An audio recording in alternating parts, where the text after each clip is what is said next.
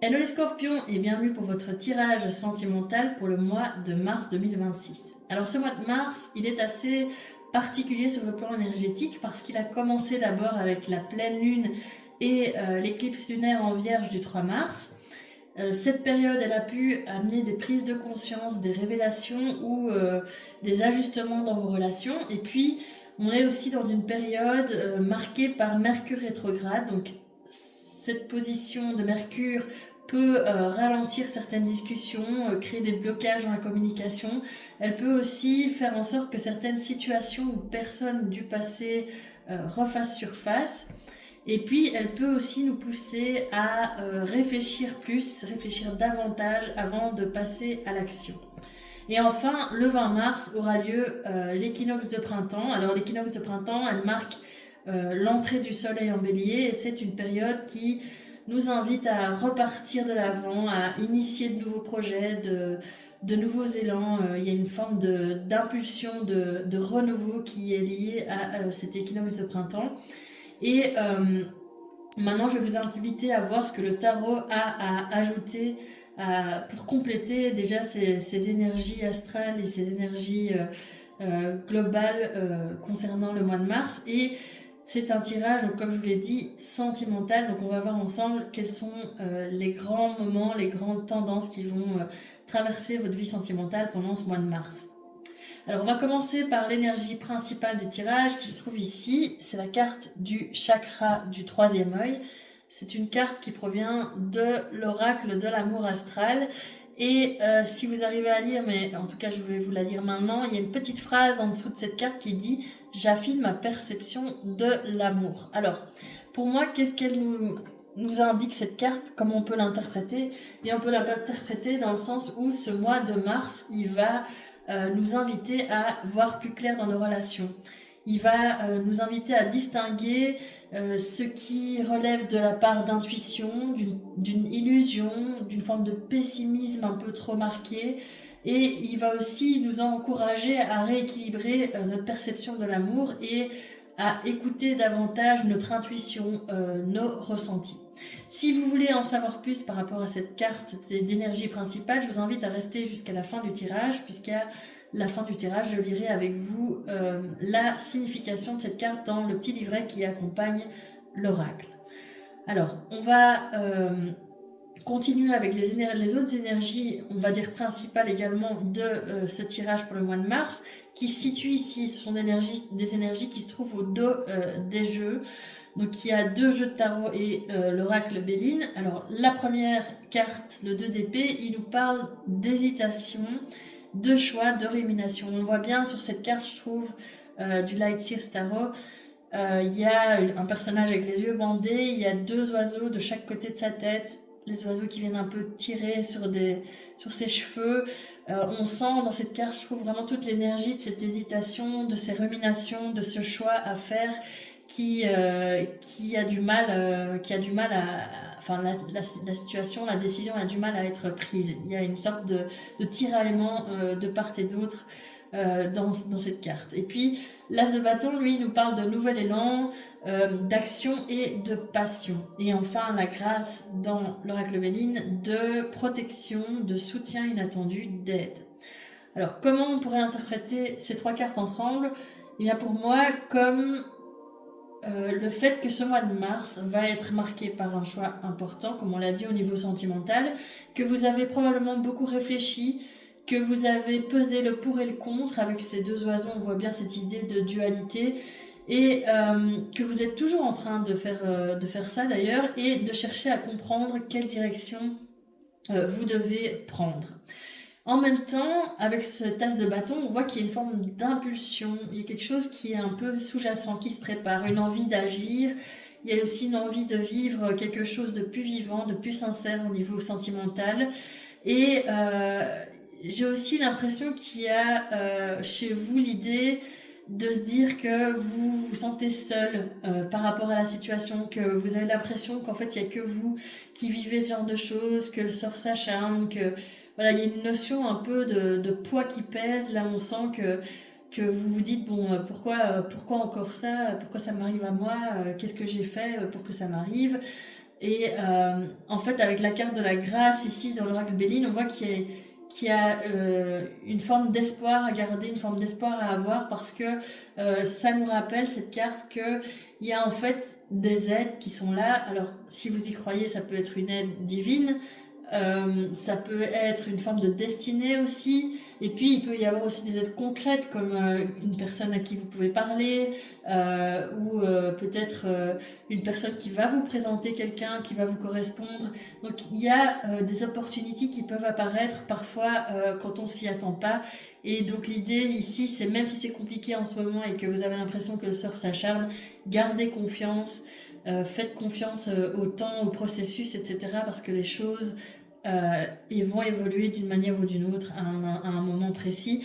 Parfois, il faut un peu plus de temps que pour certaines personnes que pour d'autres, mais voilà, on sent qu'il y a cette idée d'évolution qui est en cours, de périodes difficiles à passer, mais de confiance en l'avenir à garder. On va continuer avec les autres énergies. Le 6 d'épée ici qui est clarifié par le 2 de bâton inversé et la carte de la destinée. Alors, le 6 d'épée, vous le voyez, il y a une personne sur une barque qui avance.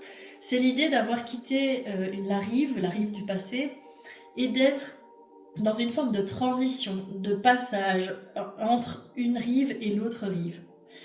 Et donc ça montre que vous êtes dans une forme d'évolution, qu'il y a quelque chose qui a commencé, il y a une transition qui a commencé, mais que ce n'est pas tout à fait achevé, cette transition. C'est un processus en cours.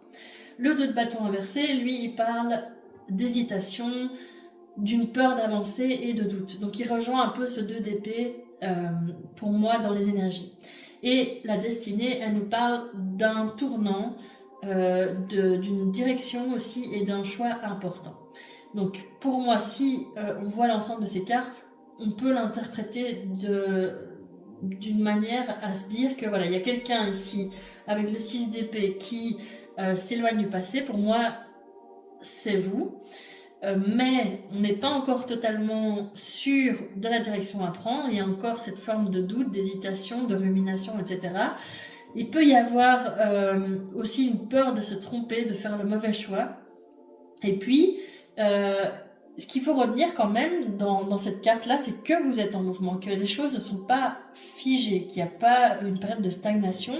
Même si c'est difficile, même si les choses évoluent lentement, elles évoluent, vous êtes en mouvement, ça il faut le retenir et il faut le garder bien en tête. Et même si avec le 2 de bâton inversé, la route semble encore floue, qu'il y a encore des doutes, etc., avec cette carte de la destinée, on sent aussi qu'il y a quelque chose qui... il y a un tournant important qui va arriver, il y a quelque chose qui peut se produire, il y a quelque chose de destinée qui vous attend, mais pour ça il faut aussi faire confiance au temps et attendre que les choses se mettent en place. Quand on travaille sur soi, quand on essaye d'évoluer, de grandir, de s'élever dans n'importe quel domaine de vie, ça ne se fait pas ça ne se compte pas en jours, ça ne se compte pas en mois, ça ne se compte parfois même pas en années, parfois c'est le travail de toute une vie. Donc il faut vraiment, il y a cette notion de laisser le temps faire qui est importante dans ce tirage du mois de mars. Ensuite, avec la deuxième colonne et le jugement, le 10 de coupe et l'élévation. On nous parle avec le jugement d'une prise de conscience, d'un éveil, d'un appel intérieur. Le 10 de coupe, lui, il nous parle de bonheur émotionnel, d'harmonie, d'une certaine forme d'accomplissement aussi. Et l'élévation, elle nous dit qu'il y a une progression, une évolution, une amélioration.